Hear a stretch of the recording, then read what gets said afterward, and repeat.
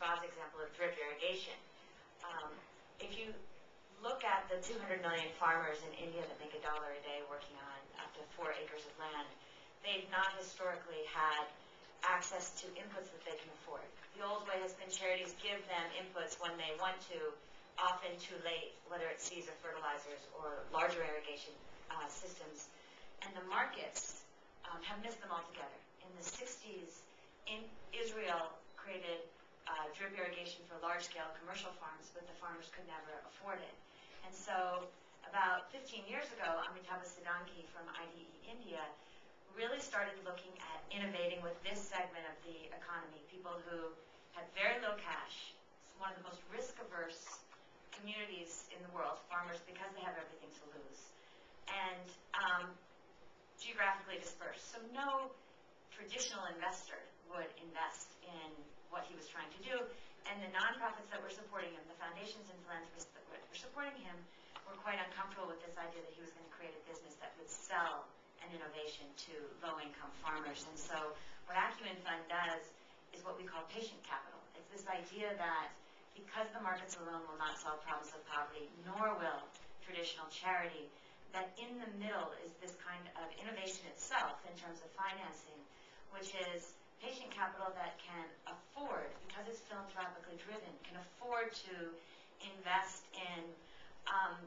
incredible entrepreneurs that are looking at these kinds of disruptive innovation and wait a long time with them, provide a lot of management assistance, and expect maybe market returns or below market returns in the long run.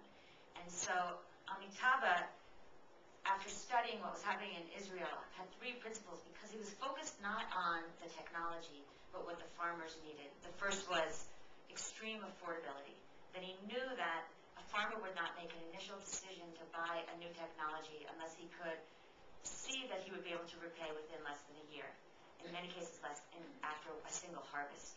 The second was miniaturization, that just like anybody, a farmer wasn't going to risk all of his land, but he might risk a quarter of it. And so we compartmentalized this system down to a quarter of an acre.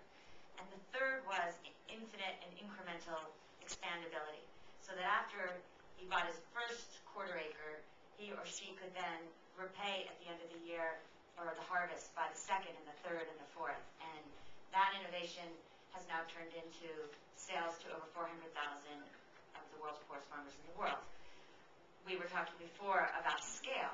You're still looking at 200 million farmers that don't have access to this. And so then the challenge to us as a world becomes, how do we bring in more capital to these kinds of innovations that actually can sustain themselves, not right up front in the short term, but over the long term, either through innovating within the capital markets or through replicating these in places all around the world. And so to wrap it up, the answer is absolutely yes, because you're working in such a resource-constrained environment with people who not only have very little cash to dispose of, but are often confronting issues of fatalism and a lack of trust. I see Ingrid Monroe in the audience, who runs Jamii Bora, which is one of the best community development organizations in the world outside of Kenya. She knows how to build trust like no one else, but it takes time.